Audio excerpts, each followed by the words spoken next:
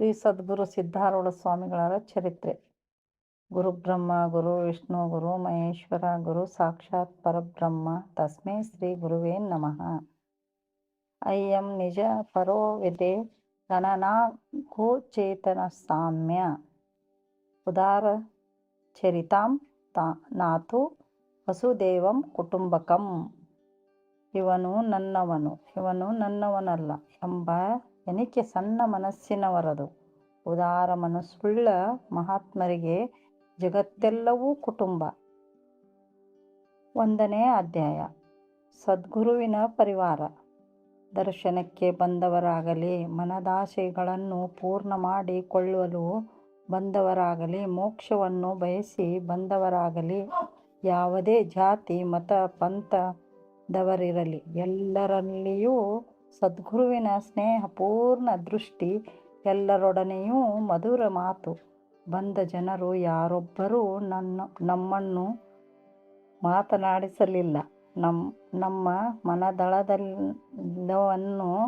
ಕೇಳಿಕೊಳ್ಳಲಿಲ್ಲ, ನಮಗೆ ಸಮಾಧಾನ ಹೇಳಲಿಲ್ಲ ಎಂದು ನೊಂದುಕೊಂಡು ತೆರಳುವವರು ಇಲ್ಲವೇ ಇಲ್ಲ. ಸದ್ಗುರುನಾಥ ಭಕ್ತ ಕಾಮಕಲ್ಪ ದ್ರುಮ ಜ್ಞಾನನಿಧಿ ಸಚ್ಚಿದಾನಂದಮಯ. ಪಂಡಿತರು ಯಾರಾದರೂ ಬಂದರೆ, ಶಾಸ್ತ್ರಾರ್ಥ ಪ್ರಾಪಂಚಿಕರಾದರೆ, ಇಹಾರ್ಥ ಭಕ್ತರಾದರೆ, ಭಕ್ತಿ ವಿರಾಗಿಗಳು ಬಂದರೆ ವೈರಾಗ್ಯ. ಒಟ್ಟಾರೆ ಸದ್ಗುರುನಾಥ ವಿದ್ಯಾನಿಧಿ. ಹುಬ್ಬಳ್ಳಿಯಲ್ಲಿರುವ ಗುರು ನಿವಾಸದಲ್ಲಿ ಮುಂಜಾನೆ ಸಾಯಂಕಾಲ ವೇದಾಂತ ಶ್ರವಣ ನಡೆಯಬೇಕು. ಅದನ್ನು ಕೇಳುವವರು ದುಗುಡರು, ಧುಮ್ಮಾಣಿಗಳು, ಹೇಳ ಹೆಸರಿಲ್ಲದೆ ಹೋಗುತ್ತಿರುವುದು. ಇದಲ್ಲದೆ ಬಂದ ಬೇರೆ ಬೇರೆ ತರಗತಿಯ ಭಕ್ತರೊಡನೆ ನಡೆಯುವ ಸಂಭಾಷಣೆ ಬೇರೆ. ಸದ್ಗುರುನಾಥ ಬೃಹತ್ತೂರ ಬಂದ ಭಕ್ತರ ಅಧಿಕಾರವನ್ನು ತಟ್ಟನೆ ಗುರ್ತಿಸಿ, ಅವರಲ್ಲಿ ತಟ್ಟನೆ ನಿಂತಿರುವವರೆಂಬುದನ್ನು ಕಂಡು ಹಿಡಿದು ಅಲ್ಲಿಂದಲೇ ಅವರನ್ನು ಮೇಲಕ್ಕೆತ್ತುವನು. ಹೀಗಾಗಿ ದರ್ಶನಕ್ಕೆ ಬಂದವರಿಗೆ ನಿರಾಶೆ ಎಂಬುದಿರಲಿಲ್ಲ. ಸದ್ಗುರು ಚೈತನ್ಯ ಸ್ವರೂಪನಾದ ಎಲ್ಲರೂ ಅವನ ಪರಿವಾರದವರು.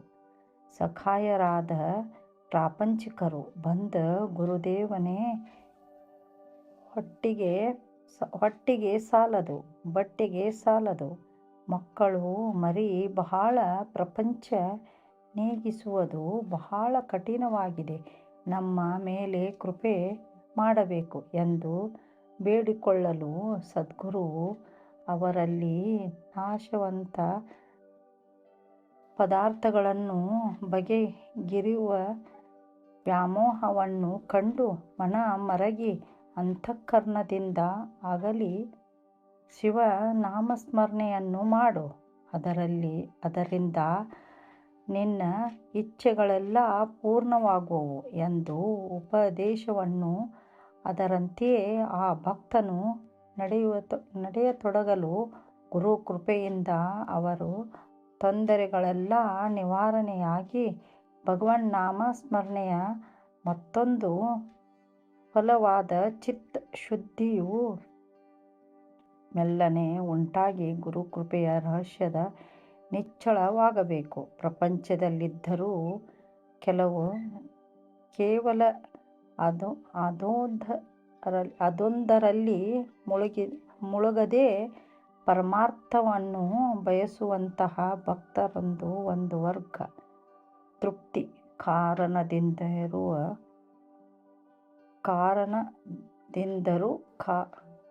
ಪ್ರಪಂಚವನ್ನು ಇವರು ಬಿಡಲಾರರು. ಪರಮಾರ್ಥದಲ್ಲಿ ತೃಪ್ತಿ ಇದೆ, ಅದನ್ನು ಪಡೆಯುವುದು ಹೇಗೆ? ಇದು ಬೇಕು, ಅದು ಬೇಕು ಎನ್ನುವ ಸದ್ಗುರುವಿನ ಬಳಿಗೆ ಬಂದು ದೈನ್ಯದಿಂದ ಚರಣ ಕಮಲಗಳಿಗೆ ಎರಗಿ, ಸದ್ಗುರುನಾಥನೇ, ಪ್ರಪಂಚವನ್ನು ತ್ಯಾಗ ಮಾಡಬೇಕೆಂದರೆ ಸಾಧ್ಯವಾಗದಂತಾಗಿದೆ.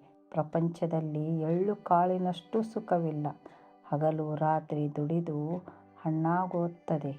ಇದೇನು ಮೋಹವೋ ಕರ್ಮವೋ ತಿಳಿಯದಾಗಿದೆ ನನಗೆ. ನಾನು ಶರಣಾಗತ, ನನ್ನನ್ನು ಉದ್ಧರಿಸು ಎನ್ನಲು ಸದ್ಗುರುವು ಗೊಂದಲಗೆಡಬೇಡ ಮಗು, ತಾಳ್ಮೆ ಇರಲಿ. ನಿನ್ನ ಉದ್ಧಾರಕ್ಕೂ ಮಾರ್ಗವಿದೆ. ಪ್ರಪಂಚವನ್ನು ಬಿಡಲಾಗದಿದ್ದರೆ ಅವಶ್ಯವಾಗಿ ಮಾಡಿಕೊಂಡಿರು.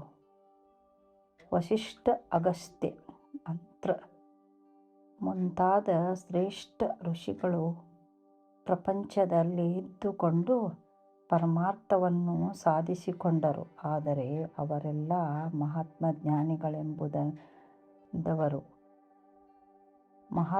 ಜ್ಞಾನಿಗಳೆನಿಸಿದವರು. ಅದರಂತೆಯೇ ನೀನಾದರೂ ಮೊದಲು ಶಾಸ್ತ್ರ ಶ್ರವಣದಿಂದ ಜ್ಞಾನವನ್ನು ಪಡೆ. ಭಗವಂತನ ನಾಮಸ್ಮರಣೆಯನ್ನು ಮಾಡುತ್ತಿರು. ಪ್ರಪಂಚವು ನನಗೆ ಗಂಟು ಬಿದ್ದಿರುವುದೆಂದು ಮರುಗಬೇಡ.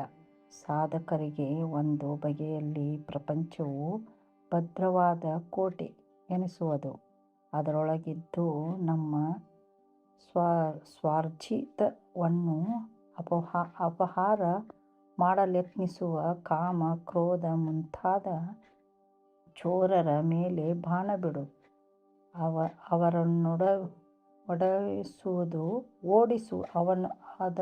ಅವರನ್ನೋಡಿಸುವುದು ಸುಲಭ.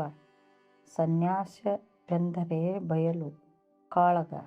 ಅಲ್ಲಿ ಯಾವ ಆಶ್ರಯವೂ ಇಲ್ಲ, ತನಗೆ ತಾನೇ ಆಶ್ರಯ. ಆದುದರಿಂದ ನೀನು ಪ್ರಪಂಚದಲ್ಲಿದ್ದುಕೊಂಡು ಪರಮಾರ್ಥ ಸಾಧಿಸು. ಭಗವಂತ ಸಹಾಯ ಮಾಡುತ್ತಾನೆ ಎನ್ನಲು ಭಕ್ತನು ಸಂತುಷ್ಟನಾಗಿ ಅದರಂತೆ ನಡೆದು ಬರಬರುತ್ತಾ ಕಮಲದೆಲೆಯ ಮೇಲಿನ ನೀರಿನಂತೆ ಬಾಣವನ್ನು ಸಾಗಿಸುವನು. ಇನ್ನೂ ಒಂದು ಬಗೆಯ ಭಕ್ತವರ್ಗ ಉಂಟು. ಆದರೆ ಇವರ ಸಂಖ್ಯೆ ಬಹಳ ಕಡಿಮೆ. ಮನಪೂರ್ವಕವಾಗಿ ಇವರು ಸಂಸಾರವನ್ನು ತ್ಯಾಗ ಮಾಡುವರು. ಗುರುವಿನ ಸನ್ನಿಧಿಯಲ್ಲಿಯೇ ವಾಸ ಮಾಡುವರು. ಗುರು ಸೇವೆಯನ್ನು ಮಾಡುವರು. ಗುರುವಿನ ಆಜ್ಞೆಗಳನ್ನು ಮನಸಾ ಪಾಲಿಸುತ್ತಾ ನಿತ್ಯ ಭಿಕ್ಷೆಗೆ ತೆರಳಿ ಸಿದ್ಧಾನ್ನವನ್ನು ತರುವರು. ಅವನು ಗುರುವಿಗೆ ಅರ್ಪಿಸುವರು.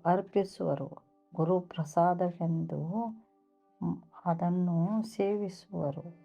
ಗುರು ಸೇವೆಯಲ್ಲಿ ಇವರಿಗೆ ಅಹಂ ಮಮಿಕೆ.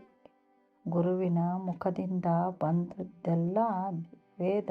ಗುರು ಸೇವೆಯೇ ಸಾಧನ. ಗುರು ಸ್ಮರಣವೇ ಧ್ಯಾನ. ಮಾತು ಬಹಳವಾಡಲಾರರು. ಯಾರೊಡನೆಯಾದರೂ ಮಾತನಾಡುತ್ತಿದ್ದರೆ ಅದು ವೇದಾಂತ ಚರ್ಚೆ. ಒಂದು ವೇಳೆ ಏಕಾಂತ ದೊರೆತರೆ ಅಲ್ಲಿ ಶುದ್ಧವಾಗಿ ಕುಳಿತು ತತ್ವಗಳ ಮನನ ಮಾಡುವರು. ಹೀಗೆಯೇ ಸದ್ಗುರು ಸನ್ನಿಧಿಯಲ್ಲಿ ಶ್ರವಣ ಮನನಾದಿಗಳ ಸಾಧಿಸಹತ್ತಿದ್ದರೆ ವಿಷಯ ಸಂಕ್ಷಿಪ್ತ ಯಾತಕು ಉಳಿದೀತು? ವಿಷಯ ಸಂಕ್ಷಿಪ್ತ ಸಂಪೂರ್ಣ ನಷ್ಟವಾಗಲು ಸಾಕ್ಷಾತ್ಕಾರವಾಗುವುದೇನು ದೊಡ್ಡ ಮಾತು. ಇದನ್ನು ಉತ್ತಮಾಧಿಕಾರಿಗಳೆನಿಸಿದವರ ವರ್ಗವೂ ಉಂಟು. ಉಳಿದ ವರ್ಗಗಳನ್ನು ನೋಡಿದರೆ ಇದರ ಸಂಖ್ಯೆ ಬಹಳ ಚಿಕ್ಕದೆಂದು ಹೇಳಬೇಕು. ಬಹಳ ಕಾಲದ ವರೆಗೆ ಸದ್ಗುರು ಸನ್ನಿಧಿಯಲ್ಲಿ ಶ್ರವಣ ಮನನಾದಿಗಳನ್ನು ಮಾಡಿ ಅರಿವಿನ ಬೆಳಕಿನಲ್ಲಿ ಸೋಹಂ ಭಾವದಿಂದ ಇರುವರು. ಇಂಥವರನ್ನು ಗುರುತಿಸುವ ಗುರುವು ಅವರನ್ನು ಏಕಾಂತದಲ್ಲಿ ಕರೆದುಕೊಂಡು ಹೋಗಿ ಮಹಾವಾಕ್ಯವನ್ನು ಉಪದೇಶಿಸುವನು.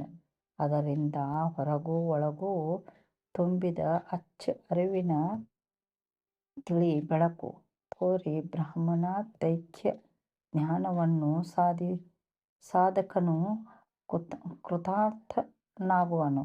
ಪ್ರಪಂಚದಲ್ಲಿ ಅಡಗಿ ಹೋಗುವನು. ಏಕ ರಸ ಒಂದೇ ಉಳಿಯುವುದು. ಋತಿಗಳೆಲ್ಲ ಅಳಿದು ಸಚ್ಚಿದಾನಂದ ಸಾಗರವನ್ನು ಲೀನವಾಗುವನು. ಇಂಥವರನ್ನು ಮಾತ್ರ ಸದ್ಗುರು ಕೃಪೆಗೆ ಪೂರ್ಣ ಪಾತ್ರರಾಗುವರೆಂದು ತಿಳಿಯಬೇಕು. ಸಗುಣ ಈಶ್ವರನಿಗಿಂತ ಇವನು ತಲುಪಿದ ಸ್ಥಾನ ಹಿರಿಯದು. ಅದೇ ಸರ್ವಾಧಿಷ್ಠಾನವೆನಿಸಿದ ಬ್ರಹ್ಮಪದ. ಜ್ಞಾನಿಗಳಾದ ಮೇಲೆ ಅವರ ರೀತಿ ನೀತಿಗಳಿಂದ 3 ವರ್ಗಗಳೆಂದು ಹೇಳುತ್ತಾರೆ. ಬಾಲೋನ್ಮತ್ಯ, ಪಿಶಾಚವತಿ. ಹೀಗಿದ್ದರೂ ಸದ್ಗುರು ಸನ್ನಿಧಿಯಲ್ಲಿದ್ದು ಕೊಂಡು ಸಿದ್ಧಿಯನ್ನು ಪಡೆಯುವವರು ಬೃಹತ್ವಾದ ಬಾಲ ಸ್ವಭಾವವನ್ನು ಪಡೆಯುತ್ತಾರೆನ್ನಬಹುದು. ಇಂತಹ ಪದವಿ ಪಡೆದು ಅಜ್ಞಾನಿಯಾದವನು ತನ್ನ ಗುರುಸೇವೆಯನ್ನು ಪ್ರೇಮದಿಂದ ನಿತ್ಯ ಮಾಡುವನು. ಒಳ ಹೊರಗೆಲ್ಲ ಹಸುಗೂಸಿನಂತೆ ಭಾವ, ಮೊಗದಲ್ಲಿ ಮುಗುಳ್ನಗೆ, ಕರ್ತವ್ಯಗಳಲ್ಲಿ ಚಟುವಟಿಕೆ, ಎಲ್ಲರಲ್ಲಿ ದಯಾಭಾವ. ಭೂಮಿಯ ಮೇಲೆ ಬೇರೆ ಬೇರೆ ಬಣ್ಣವುಳ್ಳ ಮಣ್ಣುಂಟು. ಅಲ್ಲೆಲ್ಲ ಮಳೆಯಾಗಲು ನೀರು ಹಳ್ಳ ಕೊಳ್ಳಗಳಾಗಿ ನದಿಯಾಗಿ ಹರಿಯುತ್ತಾ ಸಾಗರದತ್ತ ಧಾವಿಸಿ ಕಡೆಗೆ ಅದರಲ್ಲಿ ಬೆಳೆಯುವುದು. ಹೀಗೆ ಅಷ್ಟು ಬಗೆಯ ಬಣ್ಣರುದ್ಧ ನೀರು ಬಂದು ಬೆರೆತರೂ ಸಾಗರದ ಬಣ್ಣವೇನೂ ಕೆಡುವುದಿಲ್ಲ. ಅದು ತನ್ನಂತೆಯೇ ಒಯ್ಯಾಡಿಕೊಂಡು ಬಿಡುವುದು. ಅದ ಸ್ಥಳ ಕಾಲಗಳ ನಿರ್ಬಂಧವೇನೂ ಇಲ್ಲ. अपना सरीखे करती तात्काळ, नाही काळ वेळ तया लागी. ತುಕಾರಾಮ್. ಸದ್ಗುರುವು ತನ್ನನ್ನಾಧರಿಸಿ ಶಿಷ್ಯರನ್ನು ತನ್ನಂತೆಯೇ ಮಾಡಿಕೊಂಡು ಬಿಡುವನು.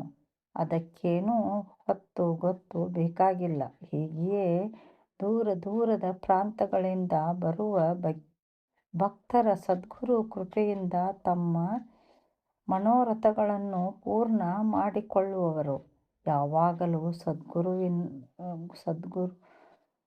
ಯಾವಾಗಲೂ ಬರುತ್ತಿರುವ ಭಕ್ತರಿಗೆ ದರ್ಶನ ಕೊಡುತ್ತಾ ಅವರವರ ಮನೋರಥಗಳನ್ನು ಪೂರೈಸುತ್ತಾ ಸದ್ಗುರುನಾಥನನ್ನು ತನ್ನ ಸಿದ್ಧಾಶ್ರಮದಲ್ಲಿ ಇರುವನು ಎಂದು ಕಾಣುತ್ತಿದ್ದರು. ಇದ್ದ ಸ್ಥಿತಿಯಲ್ಲೇ ಇದ್ದ ತಾನದಲ್ಲೇ ಕೂಗಿಕೊಂಬೆ ನಿಲ್ಲೆಂಬೆ ಎಂದು ಹಲಬುವ ದೇಶಾಂತರ ವಾಸಿಗಳಾದ ಭಕ್ತರಿಗೆ ಅವರಿಂದಲೇ ಹೋಗಿ ಸದ್ಗುರು ಅವರ ಕಷ್ಟಗಳನ್ನು ನಿವಾರಿಸುವನು ಮತ್ತು ಅವರಿಂದ ಪೂಜೆಯನ್ನು ಸ್ವೀಕರಿಸುವನು. ಅವರಿಂದ ಉಪದೇಶ ಕೊಟ್ಟು ಭಕ್ತಿ ಮಾರ್ಗದ ರಹಸ್ಯವನ್ನು ತಿಳಿಸುವನು. ಇಂಥ ಅನೇಕ ಸಂದರ್ಭಗಳಲ್ಲಿ ಸದ್ಗುರುವು ತೋರಿದ ಲೀಲಾ ಚಮತ್ಕಾರ ಭರಿತವಾದ ಕಥೆಗಳು ಸಾಕಷ್ಟು ಪ್ರಸಿದ್ಧವಿರುತ್ತವೆ. ಅವುಗಳನ್ನೆಲ್ಲ ಸದ್ಗುರು ಭಕ್ತರು ಮಾತ್ರ ಬಲ್ಲರು. ಅವರೆಲ್ಲ ಒಂದೇ ಕಡೆಗೆ ದೊರೆಯುವುದು ಗುರು ಭಕ್ತರಿಗೆ ಇಷ್ಟವಾಗಿದೆ. ಇಂಥವರಿಗೆ ಸದ್ಗುರು ಮಹಿಮೆಯ ತಿಳಿದು ಬರುತ್ತದೆ. ಈ ಚರಿತ್ರಾ ಪಠನದಿಂದ ಜನರ ಪಾಪ ನಷ್ಟವಾಗಿ ಬವರು ಬ್ರಹ್ಮಾನಂದ ಭಾಗಿಗಳಾಗುವಂತೆ ಗುರುವು ಅನುಗ್ರಹಿಸಲಿ. ಪಂಡಿತ್ ಪಾಮರರೆಂಬ ಭೇದವಿಲ್ಲದೆ ಎಲ್ಲರನ್ನೂ ರಂಜಿಸುವಂತೆ ಈ ಗ್ರಂಥವು ರಸಭರಿತವಾಗುವಂತೆ ಗುರುವು ತನ್ನ ಕರುಣಾದೃಷ್ಟಿಯನ್ನು ಬೀರಲಿ. 1ನೇ ಅಧ್ಯಾಯ ಮುಕ್ತಾಯ.